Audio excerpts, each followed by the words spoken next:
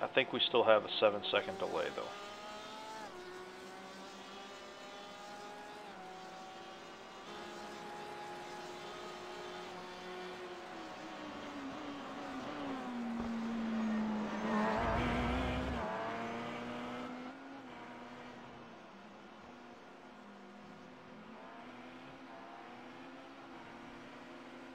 I don't know. That seems about as good as it's gonna get. Let me look at something here. Let's jump in the car.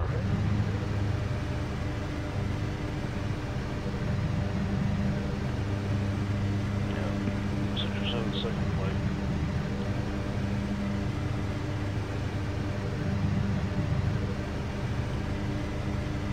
So I'm on the baseline setup. Baseline HPD setup.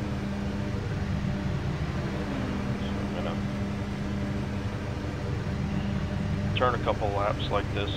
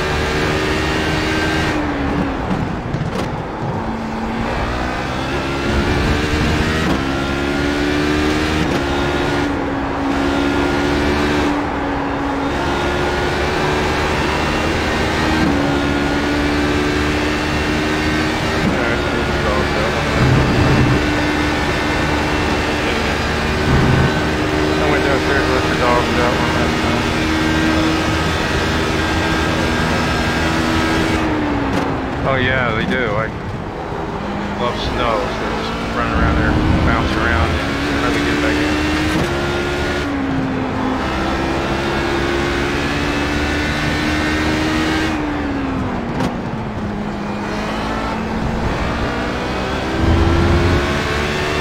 Car on your left. Keep to the right. Clear.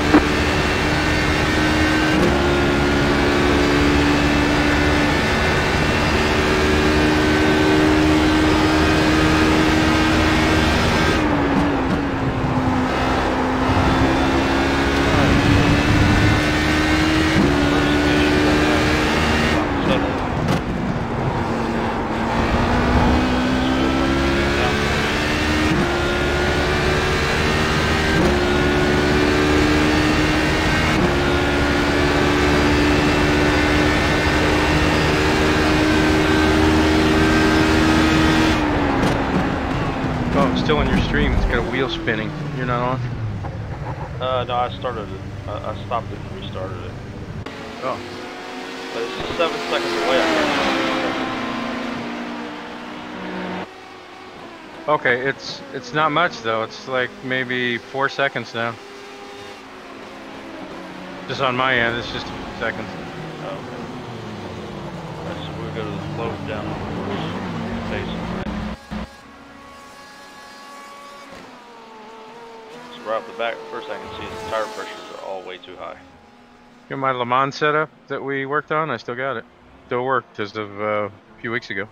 Yeah, oh no, I'm sure it does. I'm streaming a build right now on the setup. I got a couple requests for that. So first thing we're gonna do without even testing the baseline is drop the tire pressures to the minimum for this car.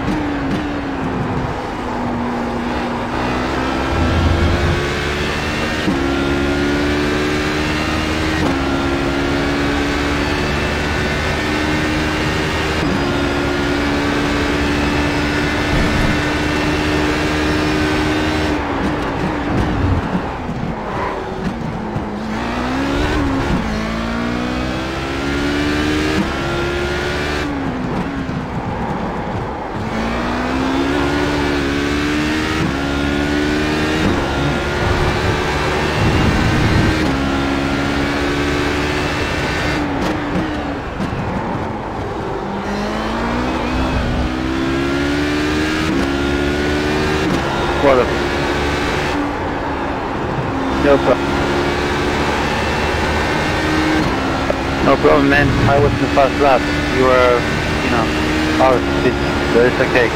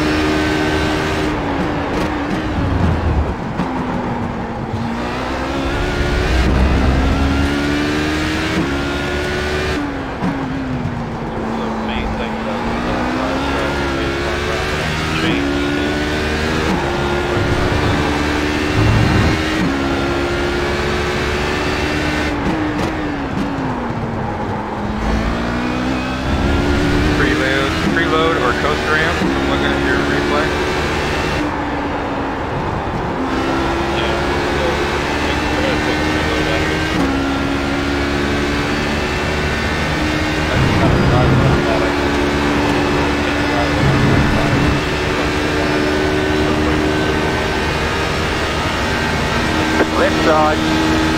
Clear on the left.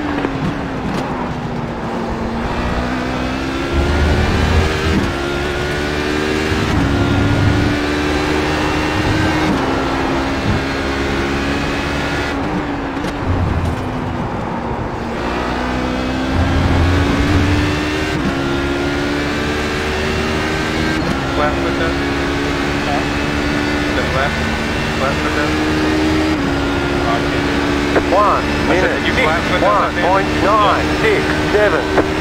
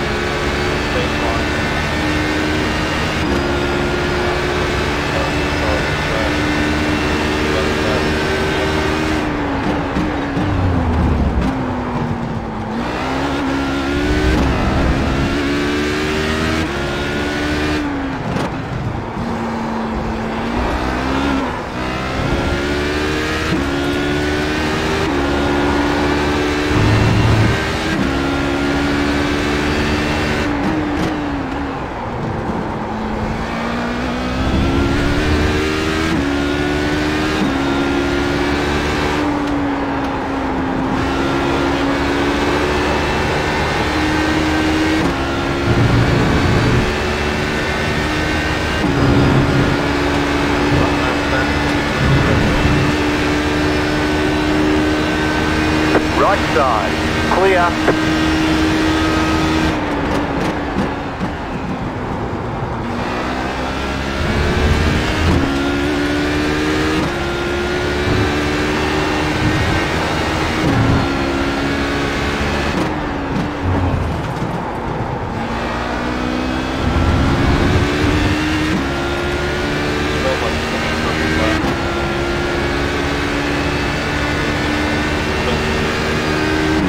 I saw two areas where it's 1 minute. Hey Joe, what's up? 1.578.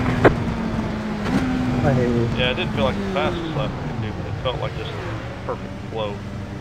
Everything felt good, like braking, everything. Okay, so we're gonna go to the garage. John, I'm gonna bail on you while you got a chance and let you do your thing, but I'm probably off to bed for the night. Oh, you are? Alright. Yep. Well, hey, do me a favor. Type something in the stream chat real quick so I can see if it's working. Because I have a weird message that's popped up there. There you go. Okay, it's there. Perfect. Yeah, it looks good too. The quality's good. Is it? Okay. Yeah, Excellent. yeah, you got it all set up. Alright, man. Well, Yep. thank you. Alright, I'll look for you tomorrow or something. Alright, John. Alright. Alright, good night, John. Take it easy, buddy. Okay, so important thing to remember, never adjust this, doesn't do anything. Downforce trim low, rear wing position setting 1. I don't normally run that, but I'm going to leave it at 1 for right now because I'm just going to make a couple changes. But right here, right off the bat, to show you why I dropped this down to minimums, because you can see after a couple laps, it was already pushing 23 psi on the fronts. Don't really want to go over 23 psi. It's kind of unavoidable on the fronts. They're going to get there, but that seems to be the new 27 psi from the old tire model. Once you get above it, it gets kind of slick. So let's go to the chassis. So brake pressure medium. We're going to leave it like that. I'm not going to mess with the ballast right now. Brake bias 60% front. I am going to change that. Okay, we're going to bring that down to 58.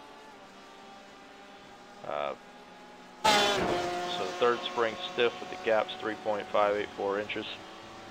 So it's not really that stiff.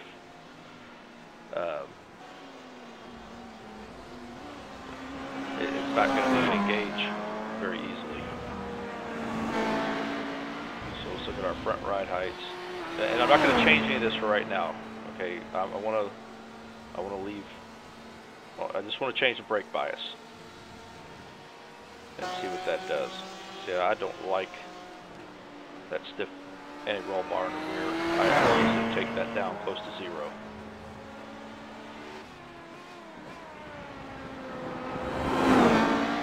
Traction controls on 2. I don't use any steering assist. Clutch plates 3. A little more than I want. A lot more preload than I want. So I'm going to go out and test it just like this with just changing the brake bias. Cameraman got killed.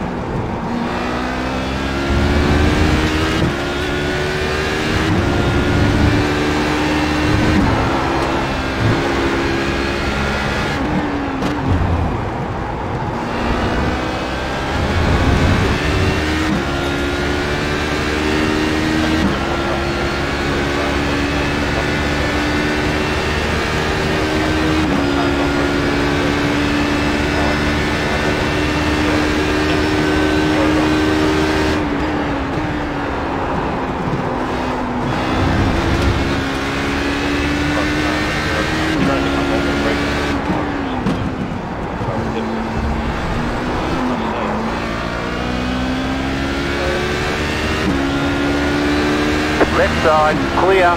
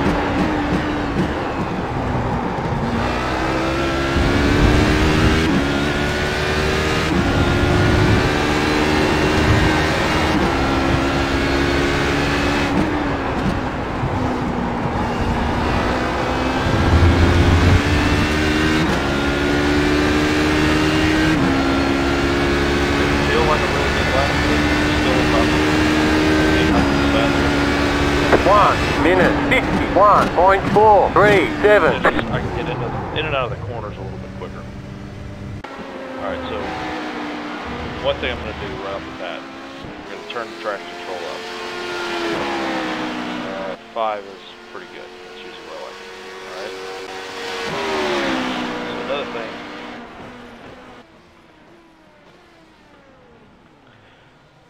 Let's look at the chassis, see where our ride heights are. Okay, so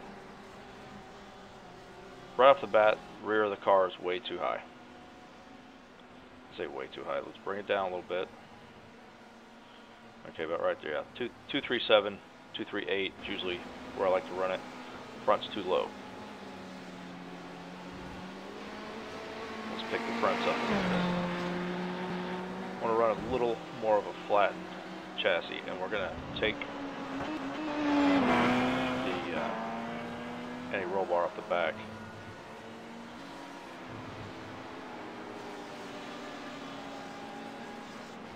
I usually like a higher any roll bar in the front. So I like the stiffer front on this car with the softer rear. Can't go any lower than that. I like the rear to be able to kind of hunt around for traction. That's about the limit of where I like camber in the back. I usually run less camber than this. So, I mean, right now I'm just changing a few of the basics on the car. We'll leave the toe where it's at. Okay, I'm not going to mess with the diff or anything right now. I'm just going to go off the changes, change the rake, flatten the rake out a little bit. Took away some of the rear anti-roll bar, added some front anti-roll bar to it. We'll take it out and see how it feels.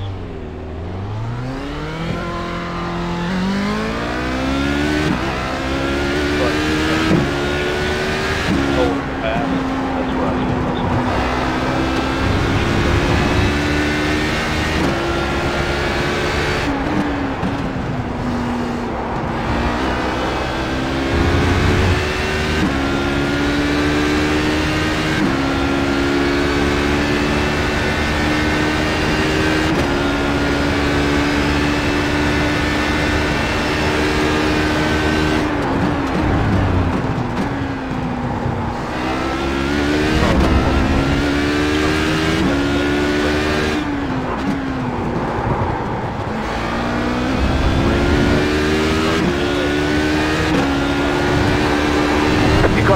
Car on the left, go right.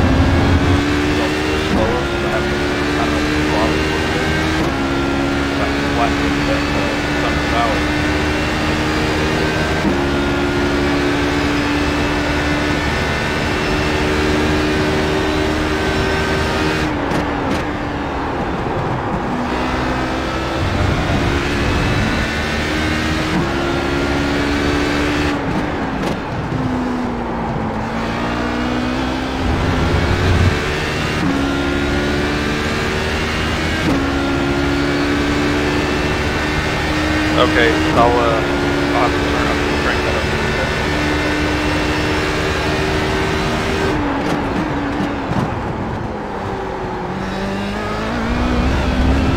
I'll make that change as soon as it does this lap.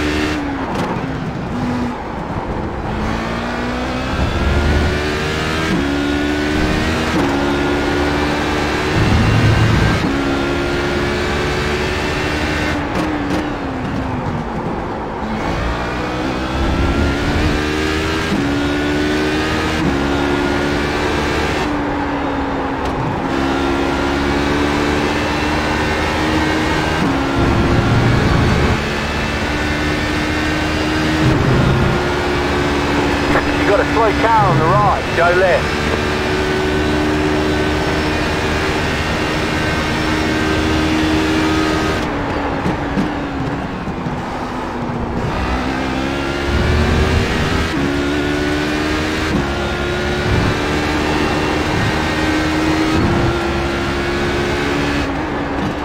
You got a slow car on the right.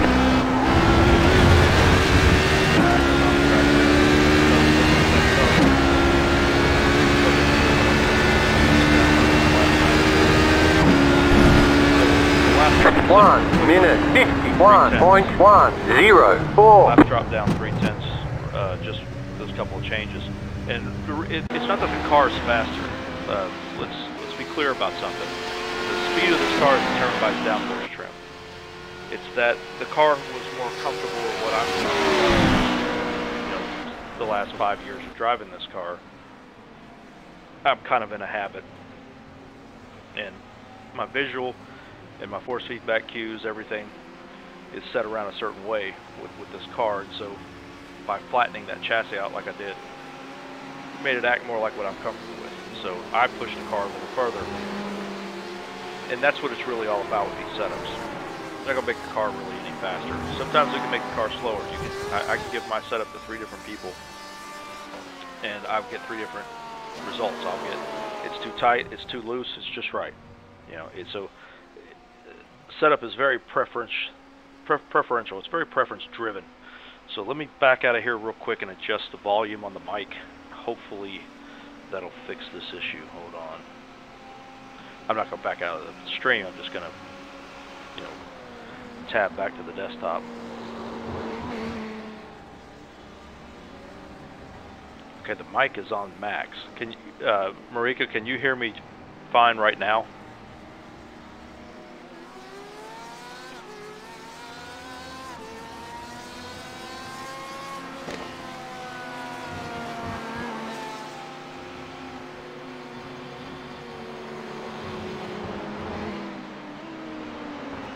Hello? Can you hear me? Can you hear me now?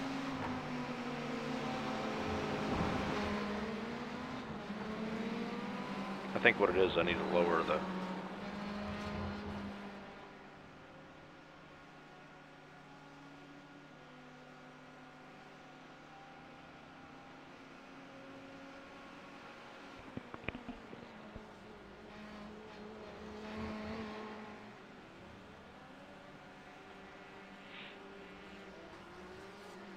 Still too silent? Okay. It's interesting. Let me...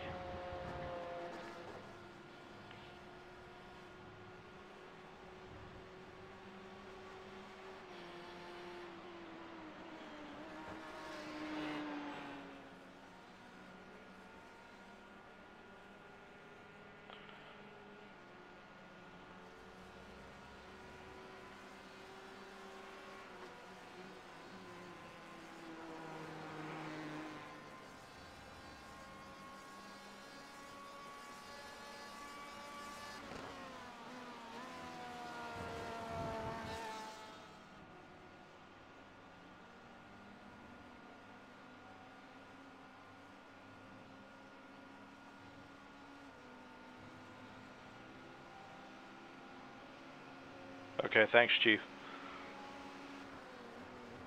I'm going to go in here and turn my mic up just a little bit.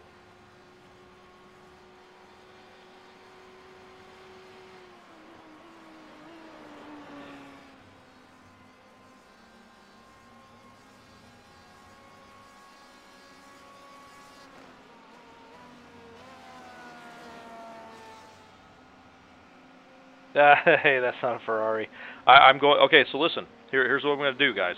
I'm going to do this for the HPD right now. So I have had a few requests, and since I so geniusly wiped out all of my setup base, all of it, I don't know, several hundred setups I've built over the last few years. Every one of them's gone.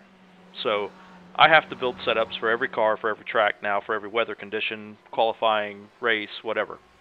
That all has to be done. So I'm going to do the Ferrari at Nürburgring next. I figured that would be a good place to test a setup, or if you guys have a recommendation for a different track you'd like to see me do it on, I'll do that. But as of right now, my plan is to build it at Nürburgring, because I can kind of get a lot of conditions all in one place, curb strikes, things like that. Believe it or not, another good place that's really good, to build a setup is Monza, because you get high speed. You have every corner style in the world is at Monza. You have chicanes, you have a dog leg, you have all kinds of little, different turns. You have like decreasing radius turns, you have increasing radius turns, and you have long high-speed straights with hard braking zones. So Monza is actually a good place to build a setup, believe it or not. As is Road America. I don't mind building setups at Road America either. But if it's MQ. Oh, Matt Quinn. Okay, good. Well, that'd be great. And I need to get back practicing building the setups anyway. I screwed our setup up at Daytona. I made a couple of crucial errors that I fixed later on, figured it out. I mean, I'd say screwed it up. It was still pretty good. But there's just a couple of things, because I've gotten lazy on my setup building. I've kind of rested on my laurels, and I think the service has passed me by in that sense. So let's see here.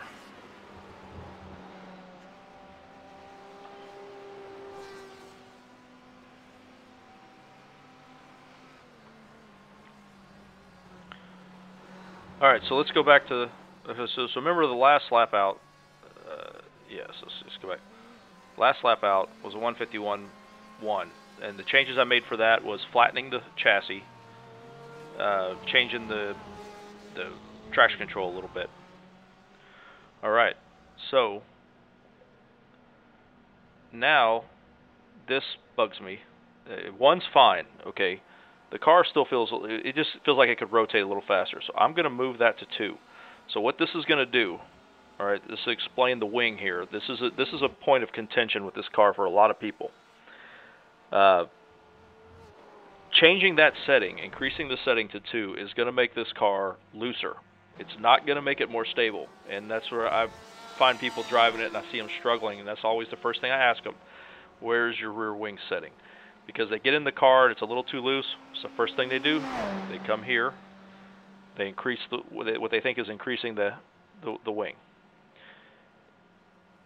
The way the wing works, the way the poles on the HPD, the mounting supports work with it, is when you change that angle of attack on that wing, you're shifting the downforce forward. Okay, you're not necessarily changing the downforce. So you're taking, when you move this to 2, and then 3, and 4, and 5, and 6, you're changing the positioning of where the downforce is on the car. So at 2, I'm going to get more front end bite. It's going to have a harder front end turn in, but the rear is going to be a lot looser. So I have to be conscious of that. I have to watch for that. So I'm just going to go to 2.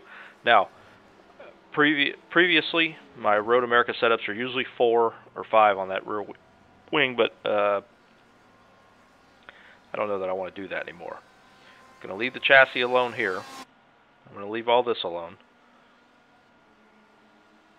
I'm going to leave my spring rates alone for now, even though I do want to drop the front springs down. I don't like them being that heavy.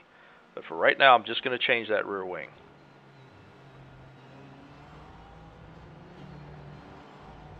I'm not going to get into messing with the setup or messing with the diff or the gears just yet. Let's do. Matter of fact, now you know what I am going to, because I want to take a little bit of bite out of that rear end. So let's drop the clutch plates down to 2. Going to take the preload down to 44. So what that's going to do is going to make the car dive into the corners a lot quicker when I come off the brakes. But I'm going to leave these 2 alone, even though I usually have this higher. I usually set this higher, but I'm going to leave it alone for now.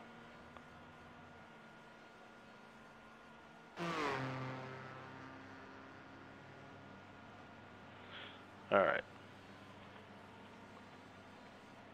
So let's drop that there. And I think those are decent changes to start with for this. And if you have any questions at all, any suggestions, anything, just speak up. I'll try to answer them to the best of my knowledge. This is kind of like setups for dummies because it's being done by a dummy. You know, I know what they do. I know how to make the car feel good, but I'm not a setup genius like some of these guys. So I feel like it's probably a pretty decent service I can give to people like me to help you understand what these different settings are for.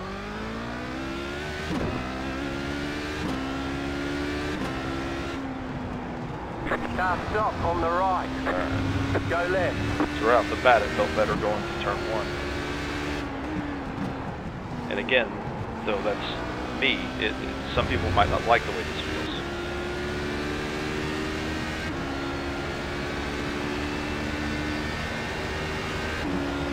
Now look at Jason DeBreeze behind me in an LMP1.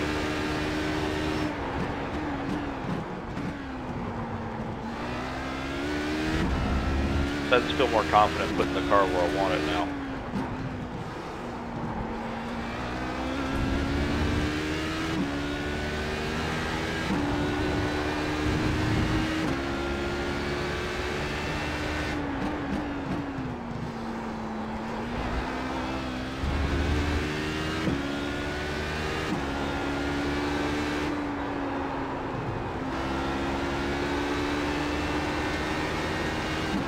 Right side. And there he goes. Clear on the right.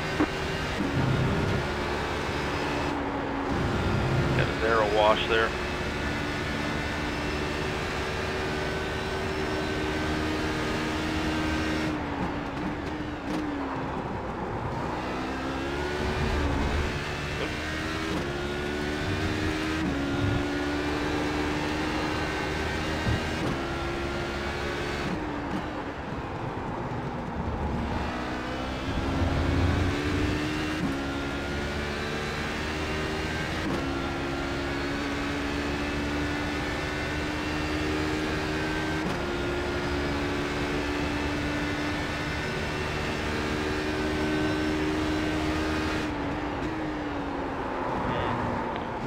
Paying attention, I was looking at my render and graphics bar over there.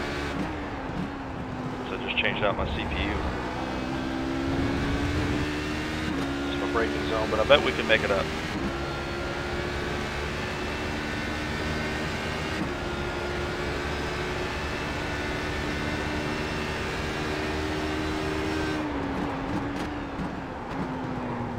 Oh, too hard on the brakes there.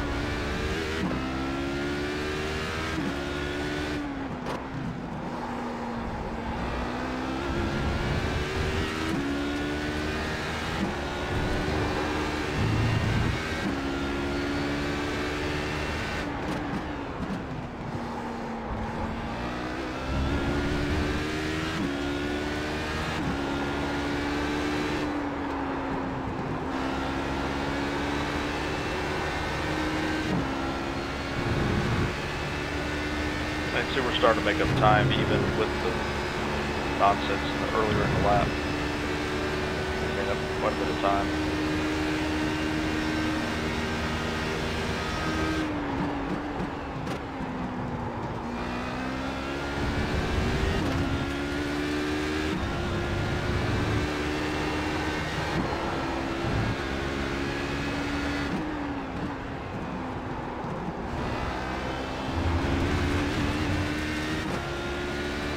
Now pulled level with the lap from before I made the adjustments. Exactly, the delta is equal, slightly under. 1 minute. Actually, 1.434. identical lap. That was with a couple of mistakes. Car on your left. Clear on the left. And this lap got ruined because the guy came out of the pits right in front of me. That's okay. I can tell you right now, if this feels better for me. I could run any of those setups pretty much at the same speed, but this one feels, I'm more confident where I can place the car.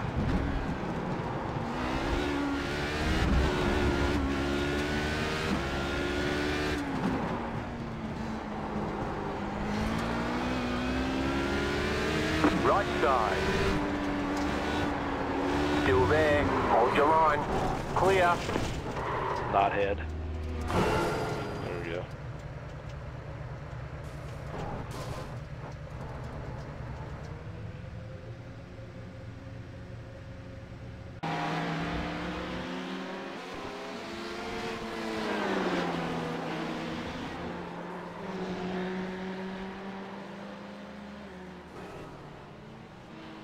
Ethan Wilson.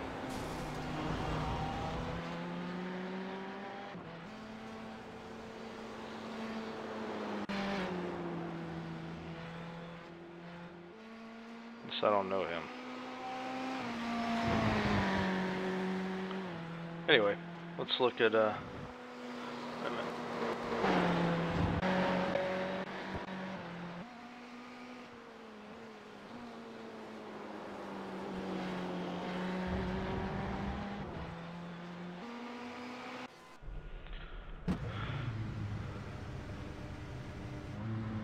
So we're gonna need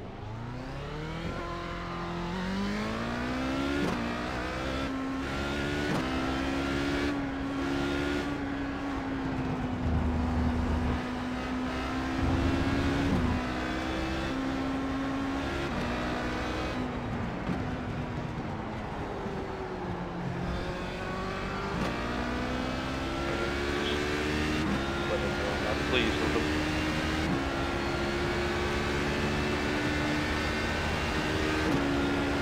Now you're pretty far off pace in a GT car to be fighting a prototype for that corner, aren't you?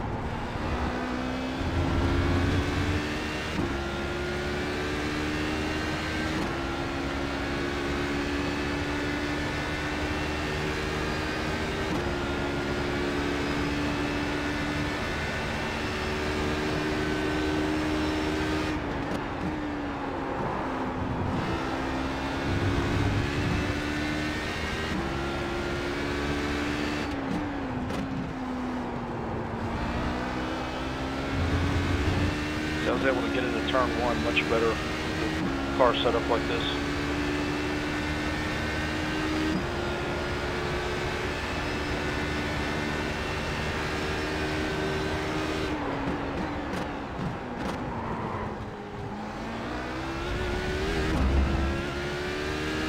Completely missed that turn.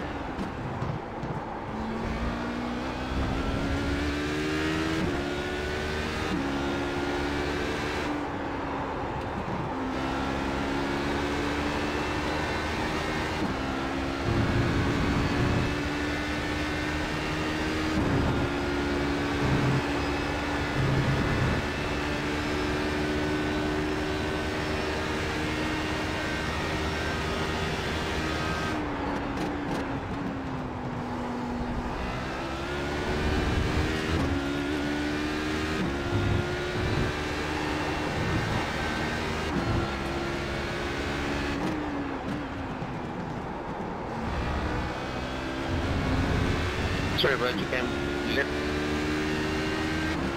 the gas. Exact same last time. 100 faster. 1 minute 51.422. I can tell you, this is a setup I would race right here. I'd be comfortable racing this without any other changes.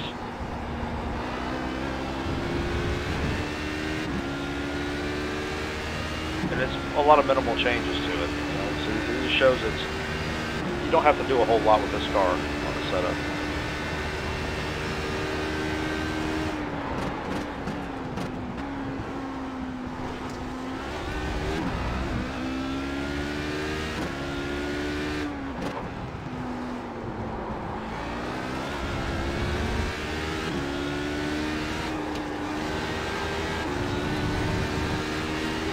Car right. Clear.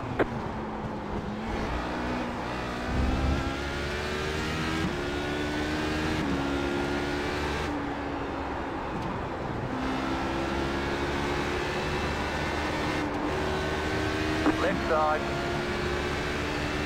Clear on the left. Car on your left. Clear.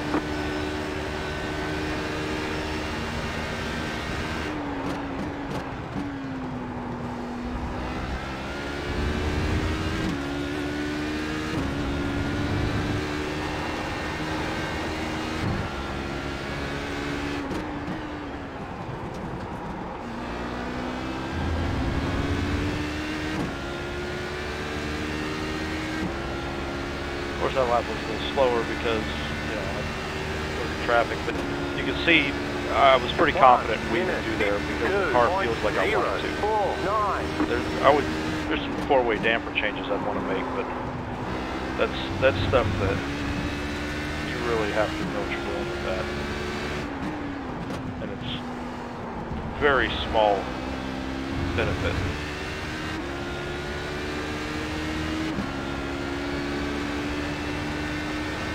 You're not going to feel huge differences. And really, at Spa, it's more important to keep the car from looping.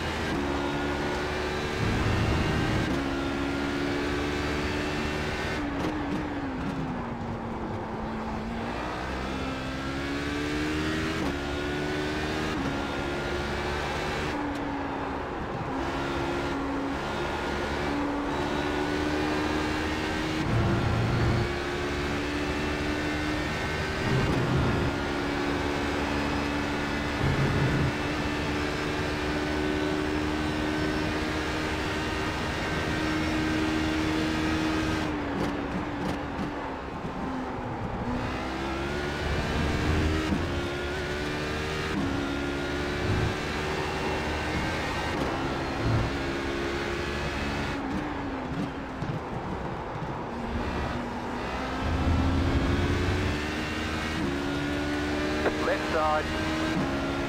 Clear on the left.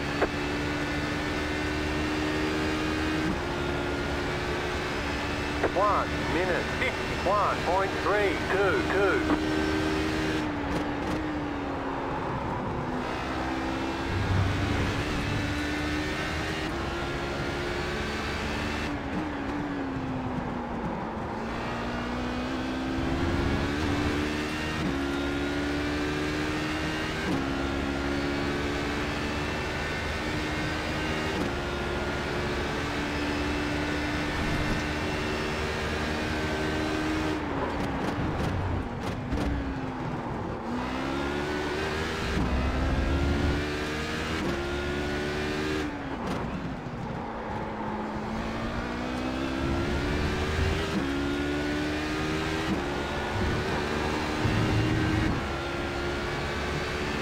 Car stop on the left.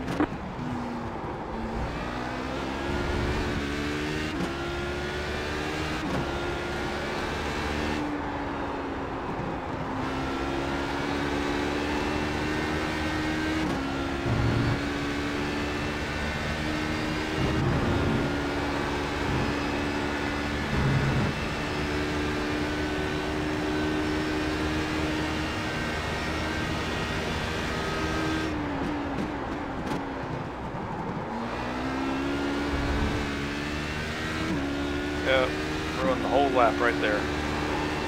But the lap was up. It was getting bad. It was fast.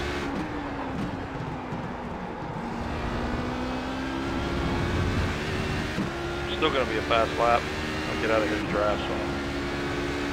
But this lap would have been a half second faster if I didn't mess up Canada corner. Left side, 1 minute 51.179. Clear on the left. Kind of part of what I do, mess up Canada corner.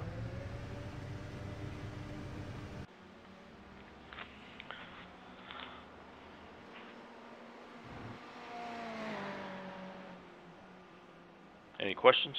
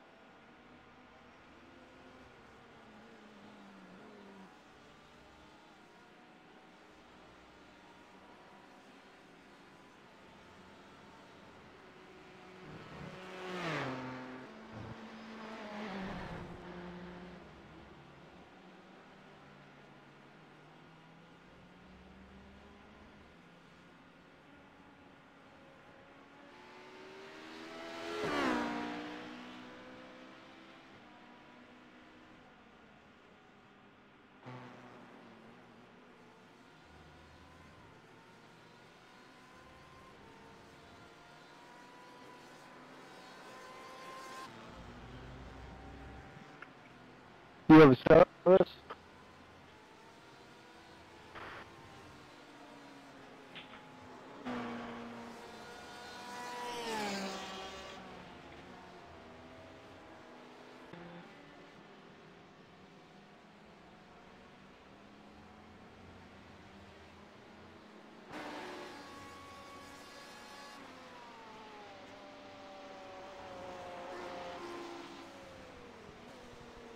What'd you say?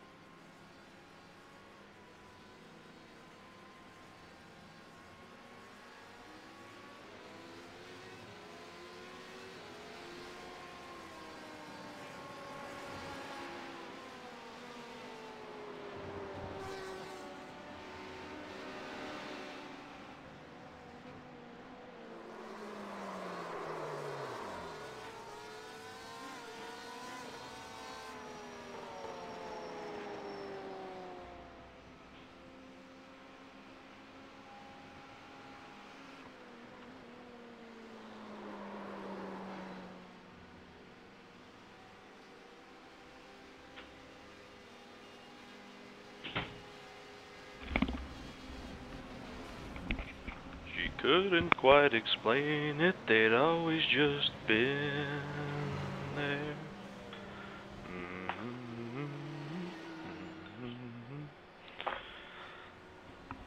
Little crash test dummies for your listening displeasure.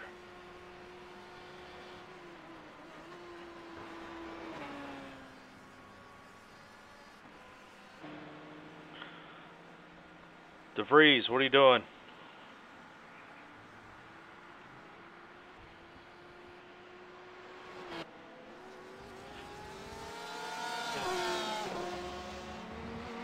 DeVries, take me off the pay no mind list.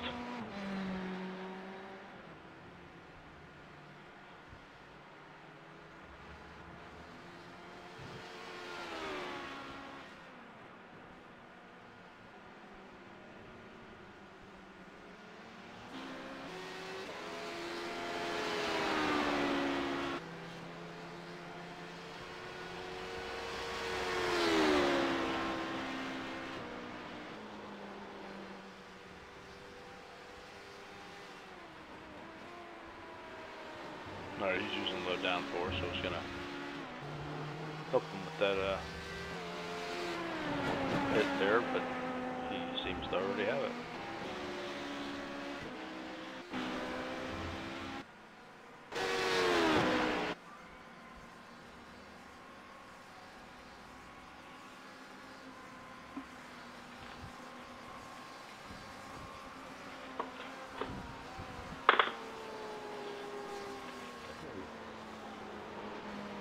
Let's see here.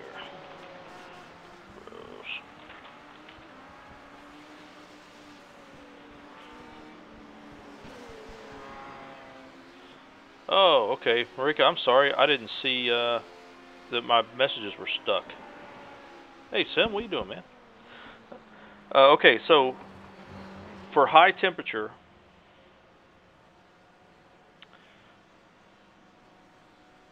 I really don't like to change it because the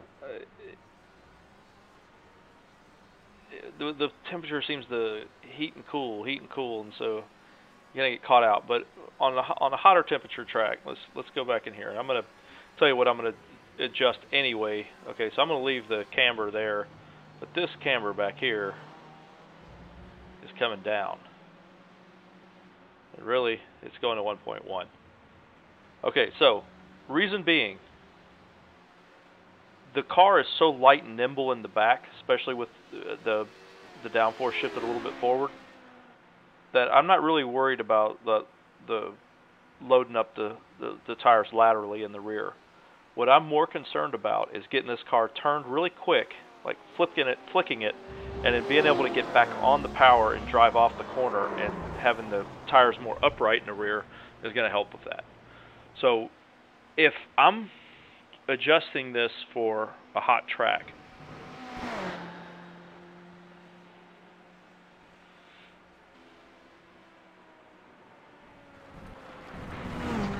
I'm going to start with the front anti-roll bar, okay? Because even on a cool track in high grip conditions, I don't really like to use a lot of rear anti-roll bar on this car, so can't really take it away. But I'll add a little bit of front anti-roll bars, about the most I want to do on when it's hot. Another thing, okay, here to give you show you a little trick here. All right, so this is going to be with the four-way dampers. This is the shocks. Okay, we're gonna mess with those right now. If I'm going to a hot track, my biggest concern on a hot track is the back end coming around under braking when I'm on corner entry. All right. The main cause of that is the weight transfer. You hammer the brakes, front nose of the car dies.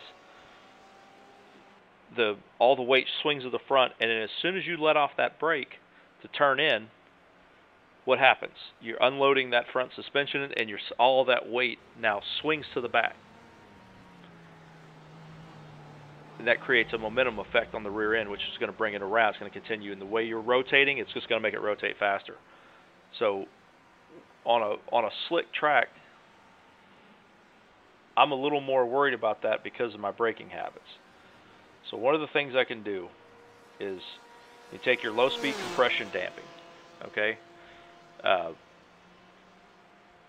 It's going to be your low speed shocks. That doesn't mean speed of the car. It just means how, you know, the shock reaction to bumps and things like that. So low speed is about transfer. High speed is about how it reacts to curb strikes, things like that. So what I want to do with the front end is, I don't want to, actually I'm not even going to mess with the compression. It's really going to be the rebound. I don't want the front end to unload as fast. Okay, so generally, and this is already really high anyway. I usually don't run it even this high, but if I feel like I'm having a looping problem under brakes, I'm going to slow down how fast the front stands back up, if that makes sense. So picture the mouse as the front of the car. You're coming into braking zone, it dives down, brake, and lifts up as soon as you're off the brake, and it swings the weight back to the rear. Right? Obviously, there's not a whole lot of swinging going on. It's kind of an exaggeration because the car is so low to the ground, it's so flat anyway. So then what I'm going to do is I'm going to come back here to compression, okay? And I'm going to slow down, and this is already way slow anyway. There's no way this car's looping under braking because these shock setups are bad. But this is also affecting the braking of the car.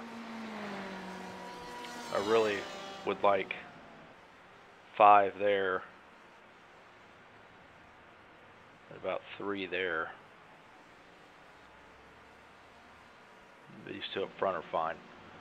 But for a hot track, those are the kind of things I'm going to change. Just very small things. I don't want to do a radical adjustment to the setup. Another thing that you could do if it's hot, go ahead and run the. Where's it at? There we go. Go ahead and run the wing at 1. Okay.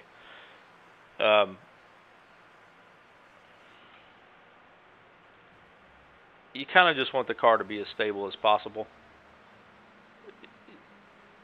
Drive through the rest of it. So if the temperature, if it's too hot and you feel like, because you know, I can't really play with the tire temperatures too much or tire pressures too much because this is as low as they can go. And if they go over 23, they don't feel right when they're hot. So you really can't do a whole lot of hot weather adjustments. But that's the main thing that I'll go to. And sometimes I'll take all the way down to 1 clutch plate if the temperatures are high. But in reality, I don't like to change a whole lot. Add a little more caster.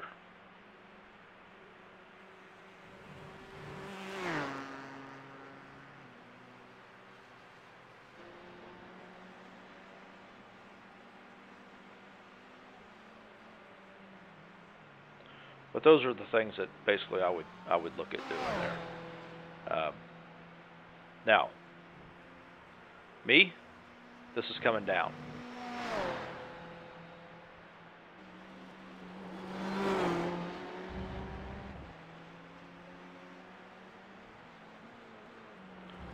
I don't like the, some people bottom out all 4. I don't really like to do that. I like the front to be a little stiffer than the rear. Allows me to drive the car on the nose a little bit better and let the rear end hunt for traction. It's already dark in here, but we're going to take a spin like this. Oh wait, you know what? What did I do with that wing? Did I leave that wing down? Yeah. Let's put that wing back at 2.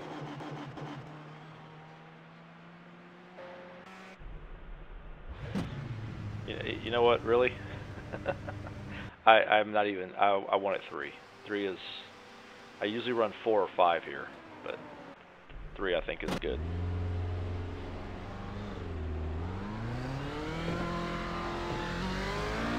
So let's just go out and see what it does.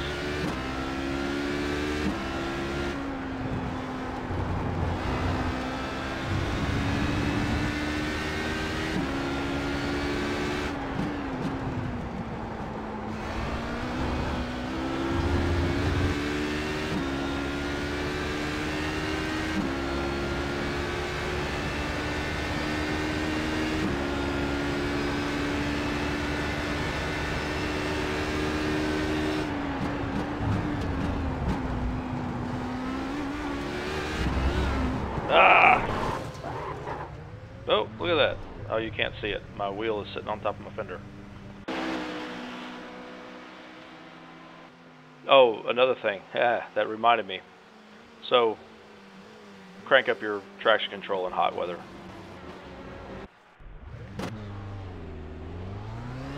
Don't be afraid to run this thing with its max traction control. It's still not very intrusive. So watch, I'm going to show you right here. I'm going to run it with max.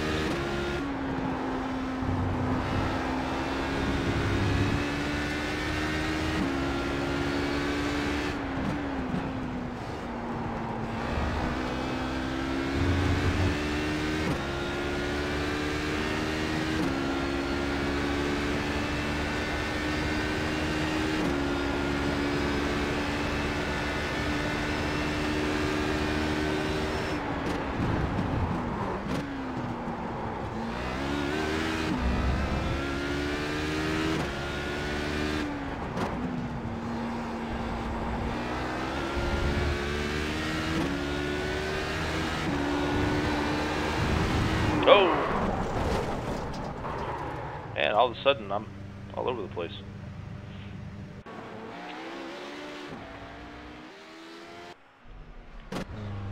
Oh, I went to 3 on that rear wing. That's what it is. Yeah. Not drive so aggressively.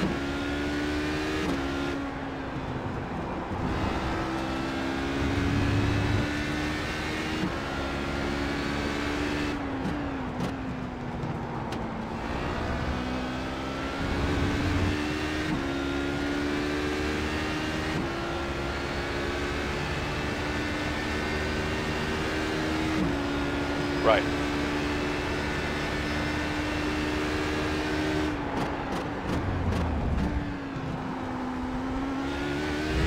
Yeah, adding a little bit of traction control helps that. Helps settle it down.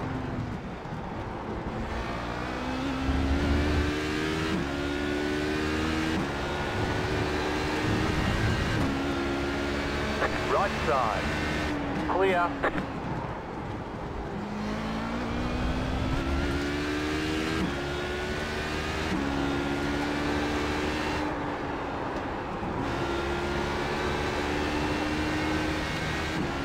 I always feel like having less downforce on the rear of the car really helps me in the whoa,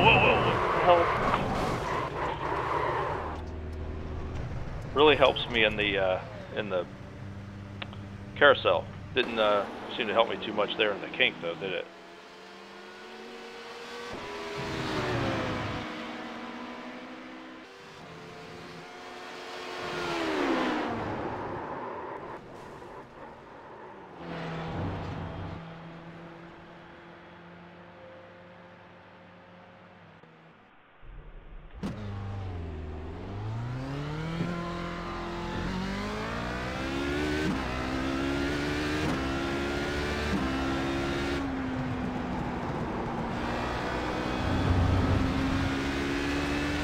I was a little bit too aggressive with my steering inputs.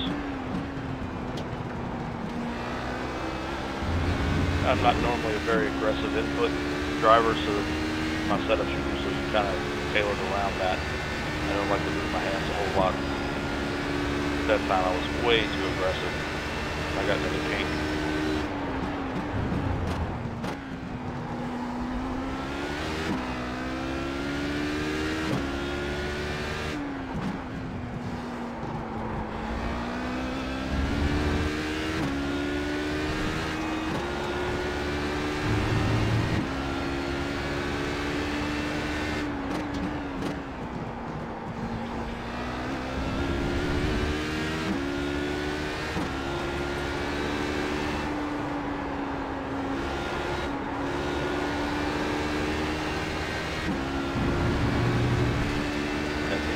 Carousel much better.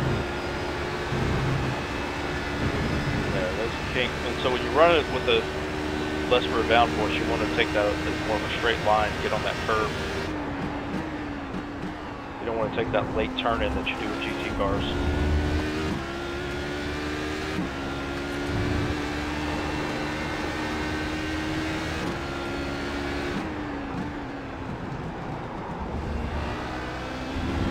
Hard to see on this track at night. Oh, we only have minute 48 remaining anyway. So I'll get one lap in with these setup changes.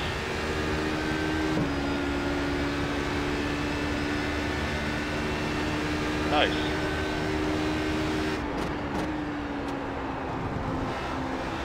Yeah, this car really is a driver's car. It's not very setup dependent once you get beyond the basics. It's just about learning what it wants to do, kind of following it. I mean, the car is on the edge. It's very intense. It's always on the edge. It's just how fast it is, and it doesn't have very good mechanical grip. It's great aero grip. The mechanical grip on this thing is just not there.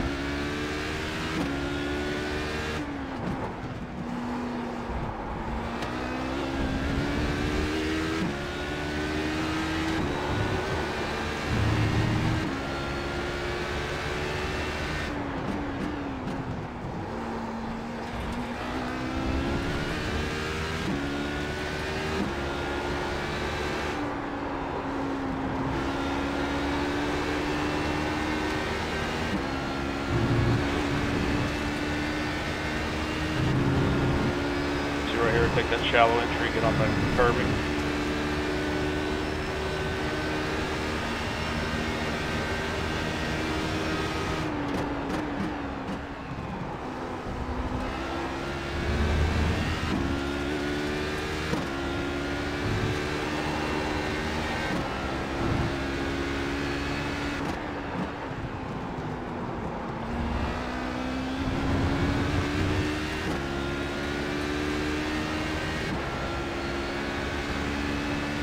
Also, too, another important thing, or a driving tip for this car, don't over rev it. 3 blue lights, shift. Don't run it all the way up, let it flash and all that stuff.